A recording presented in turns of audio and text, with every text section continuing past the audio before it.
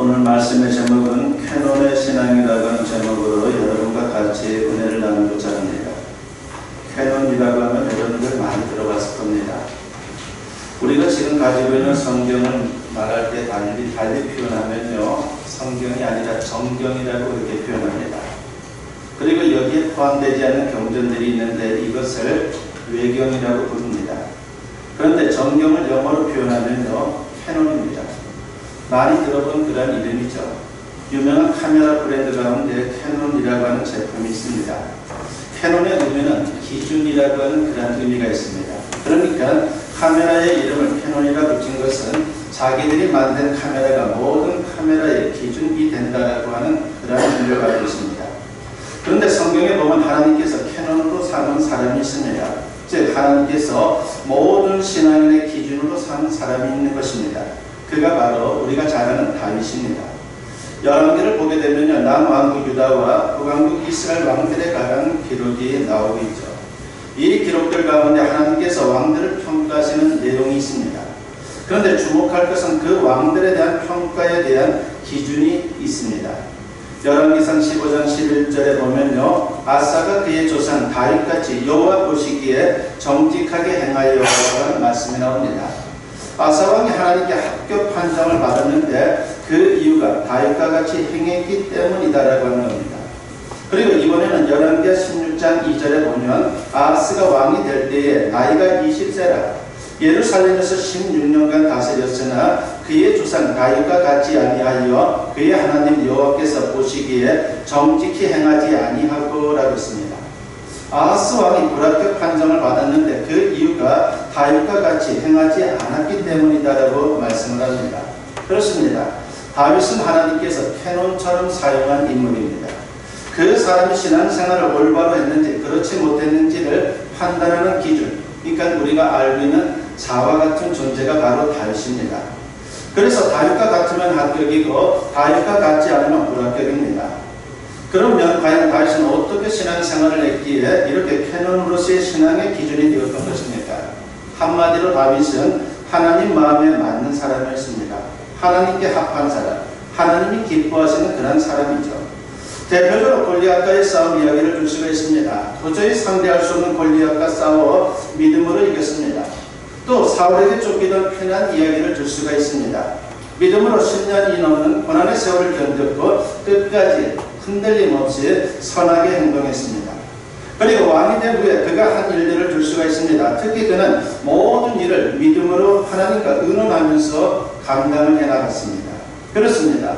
다윗은 하나님께서 신앙생활은 이렇게 하는 거야 라고 하는 그러한 모델로 제시한 인물이 바로 다윗입니다. 그야말로 신앙생활의 캐논인 것이죠. 그러나 다윗의 일생을 살펴보면요, 이렇게 좋은 모습만 있는 게 아닙니다. 흑 역사도 되게 있다라고 하는 것을 우리가 너무나도 잘 알죠. 그가 보통 사람들이 범하기 힘든 죄를 저질렀던 것, 사무엘하 11장에 보면요, 밧세바를 범하는 사건이 바로 그것입니다. 멀쩡히 남의 아내를 범했습니다. 그리고 그 죄를 덮기 위해 남편 우리아를 전쟁터, 그것도 최일선으로 보내서 죽게 했습니다. 다윗이 하나님 앞에 크게 범죄한 것입니다. 하나님께서 어떻게 이런 사람을 신앙의 기준으로 삼았단 말입니까? 하나님은 다윗과 같은 믿음의 사람도 얼마든지 죄를 범할 수 있다는 것을 보여주고자 한 것입니다. 대신 범죄 후에 다윗의 모습을 모델로 내세우고 있습니다. 다윗은 범죄했지만 철저한 회개의 과정을 밟았습니다. 하나님은 이 점을 하나의 기준으로 제시하고 있는 겁니다. 그런데 오늘 본문에도 다윗이 또 죄에 넘어지는 장면이 나옵니다. 다윗은 하나님께서 기뻐하지 않는 인구 조사를 감행한 거예요. 어떻게 지금의 우리의 기준으로 보면요, 우리의 생각을 보면 아니 그게 무슨 죄가 되나 그렇게 생각할 수 있겠지만은 당시에는 그것이 죄가 되는 상황이었습니다. 그 결과 하나님의 징계를 받게 되죠. 그래서 이 죄로 말미암아 7만 명이 전염병으로 죽었습니다. 이 사건은 우리에게 큰 위로를 줍니다. 다윗과 같은 사람도 또 넘어지는구나 라고 하는 그런 생각을 할 수 있습니다. 그러나 하나님은 또 넘어진 다윗이 철저히 회개의 과정을 밟는 것을 또 하나의 모델로 제시해 주고 있습니다. 오늘 본문을 보면 다윗이 큰 죄를 저지르고 회개하자 하나님은 이 사건 이후에 다윗이 성전 건축에 대한 비전을 갖도록 해주십니다. 범죄의 철저한 해결을 했을 때 하나님께서 주시는 남다른 은혜가 있었다는 것을 알 수가 있습니다. 사실 평상시에 믿음을 잘 지키는 것도 힘들지만요, 죄짓고 해결을 잘하는 것은 더 힘들어요. 쉬운 것 같지만 그렇지 않습니다. 그래서 회개에 성공한 사람이 의외로 적습니다. 그렇다면 다윗이 어떻게 하다가 또 넘어진 것입니까? 하나님은 우리 안에도 이런 모습이 있다는 것을 다윗을 통해서 보여주십니다. 이 점을 반면교사로 삼아 또 넘어지지 않도록 하기 위해서입니다. 오늘 본문 1절에 보면 사탄이 일어나 이스라엘을 대적하고 다윗을 충동하여 이스라엘을 계수하게 하니라고 했습니다. 사탄이 다윗을 충동질했다는 것입니다. 다윗이 인구 조사를 해보고 싶은 생각을 품게 한 것, 그것이 바로 사탄이었습니다. 인간을 학명으로 말할 때 호모사피엔스라고 이렇게 부릅니다. 어떤 의미입니까? 생각하는 존재, 그것이 바로 인간입니다. 다른 모든 피조물과 인간이 구별되는 가장 결정적인 특징이 생각하는 것에 있습니다. 실제로 인간이 태어나서 죽을 때까지 가장 많이 하는 일이 생각하는 거예요. 그냥 우리가 육체로 하는 일보다도 생각하는 일을 가장 많이 합니다. 아침에 눈을 떠서 밤에 잠잘 때까지 가장 많이 하는 일이 생각하는 겁니다. 어떤 경우에는 잠자면서까지 생각하고, 생각하느라고 잠을 제대로 이루지 못할 때도 얼마나 많은지 모릅니다. 우리가 잊지 말아야 할 것은 바로 이 생각이 영적 전쟁터입니다. 사탄은 우선적으로 생각을 공격 대상으로 삼습니다. 그래서 나도 모르게 생각을 지배하려고 합니다. 실제로 성경을 보게 되면요, 많은 사람들이 사탄에게 생각을 지배당했고 결국은 그 인생이 망했습니다. 대표적인 인물을 들라고 하면요, 우리가 잘 아는 가룟 유다를 줄 수 있을 것입니다. 요한복음 13장 2절에 보면요, 마귀가 벌써 시몬의 아들 가룟 유다의 마음에 예수를 팔려는 생각을 넣었더라고 했습니다. 가룟 유다가 3년 동안 따르고 모셨던 예수님을 은 30에 팔아넘겼습니다. 스승을 배반했고 십자가에 달려 죽겠습니다. 어떻게 그렇게 할 수 있었습니까? 눈에 보이지 않게 사탄이 가룟 유다의 생각을 충동질한 것입니다. 그에게 예수님을 팔고 싶은 생각을 불어넣었습니다. 다윗도 마찬가지입니다. 사탄이 그 마음에 인구 조사를 하고 싶은 생각을 불어넣은 것입니다. 그러므로 다윗의 범죄의 출발점은 다른 게 아니라 사탄입니다. 그런데 문제는 당사자들은 사탄이 넣어준 생각을 자기가 스스로 한 것으로 여긴다는 거예요. 이 점이 영적 전쟁에서 가장 힘든 부분입니다. 교회 문제를 이렇게 해결하라고 하는 책이 있는데 그 저자가 닐 앤더슨이라고 하는 분입니다. 그분이 이런 말을 하고 있습니다. 사탄의 전략은 그의 생각을 당신의 마음속에 심어놓고 그것이 마치 당신 안에서 생겨난 것이냐 믿게 만드는 것이다 라고 했습니다.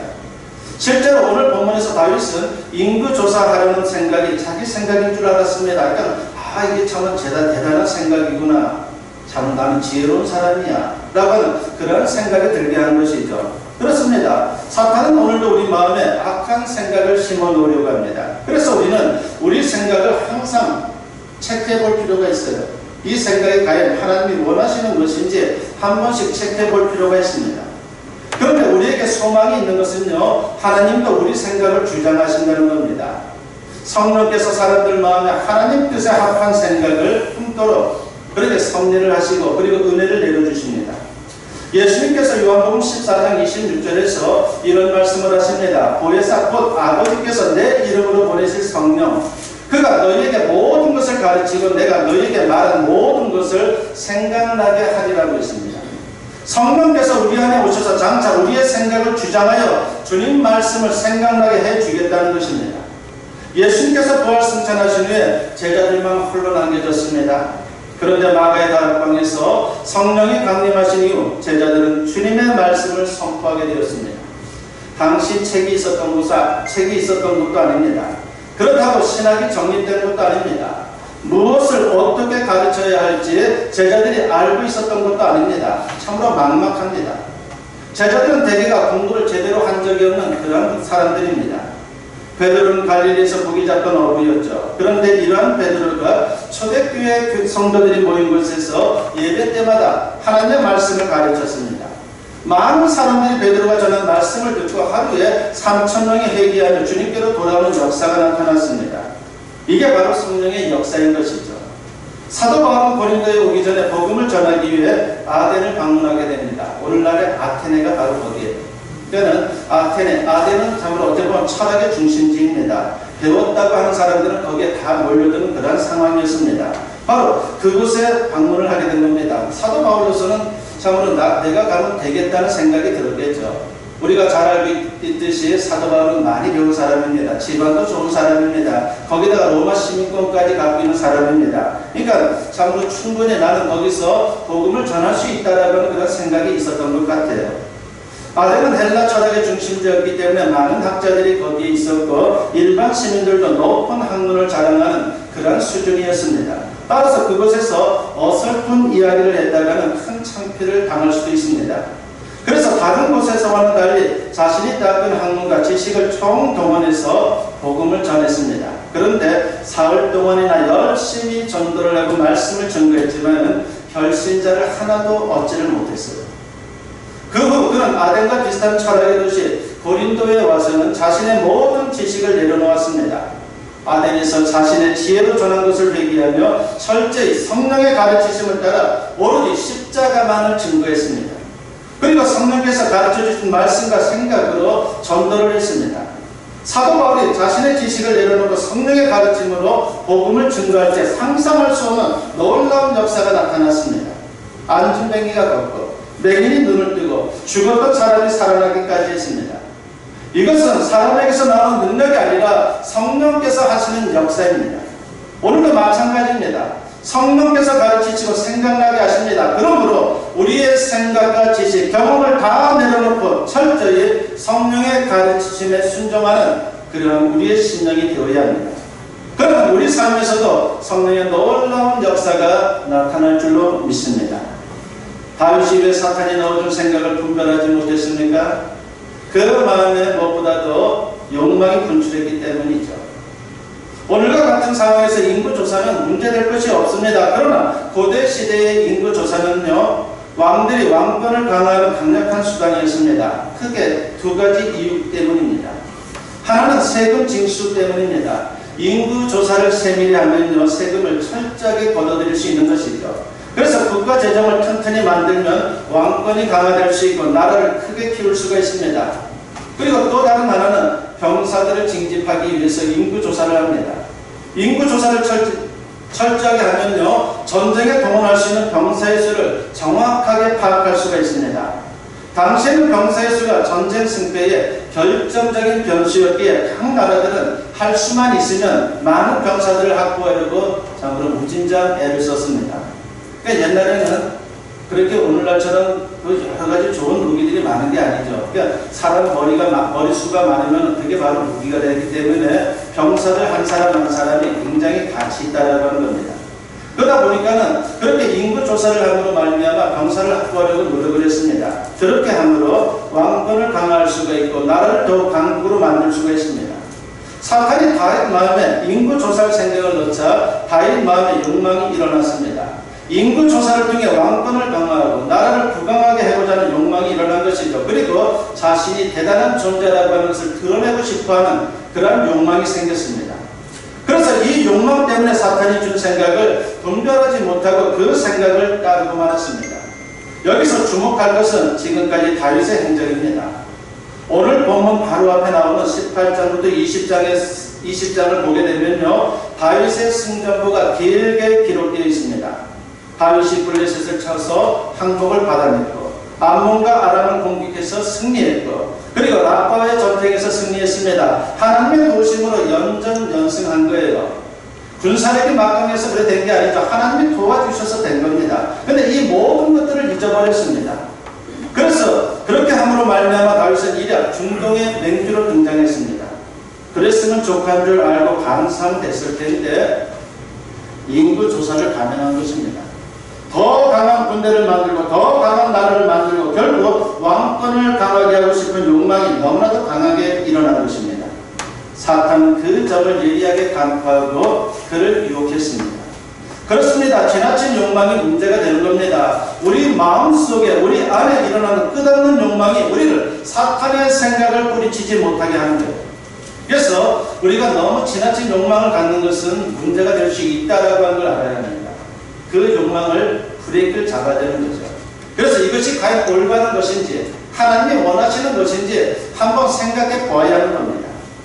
수필과 이명선 씨가 쓴 당신의 살구 기름이라고 하는 글의 일부입니다. 여호는 살구 기름을 좋아한다. 사람들은 살구 기름에 독을 넣어 여호가 잘 다니는 길목에 놓아둔다. 그 사실을 알고 있는 여호는 살구 기름이 놓인 길목에 다다르면 빨리 지나친다. 하지만 그만두고 돌아서기에는 아쉬운 구석이 있다. 여호는 먹지 말고 냄새나 맡고 가자며 슬며시 마음을 돌린다. 에이, 입만 대보고 가지 뭐. 그런다고 죽기야 하겠어?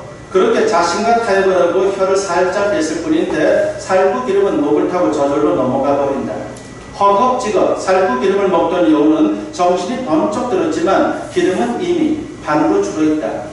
자꾸 자기 심정이 된 여호는 남은 기름마저 먹어치운 뒤 살구 기름이 놓인 길목에서 한치도 벗어나지 못하고 죽고 만다. 그런 내용입니다. 이 글을 마무리하면서 작가는 마지막으로 독자들에게 묻습니다. 당신의 살구 기름은 무엇입니까? 라고 말합니다. 욕망과 싸워 이겨야 합니다. 우리는 욕망으로 사는 인생들이 아니에요. 주님 말씀으로 사는 인생들입니다. 주님이 원하는 것이 무엇인지를 그것을 알고서 그 인생을 살아가는 것이 우리 성도들이라고 하는 것을 잊어서는 안 됩니다. 욕망을 이겨야 사탄이 주는 생각을 뿌리칠 수 있는 것이에요. 그래서 언제나 욕망과의 싸움에서 승리하여 주님께 영광 돌리고 귀하게 쓰임 받을 수 있는 우리 모두가 되었으면 합니다. 오늘 본문에는 다윗에게 충고하는 사람이 등장합니다. 바로 요압이라고 하는 인물이 등장하죠.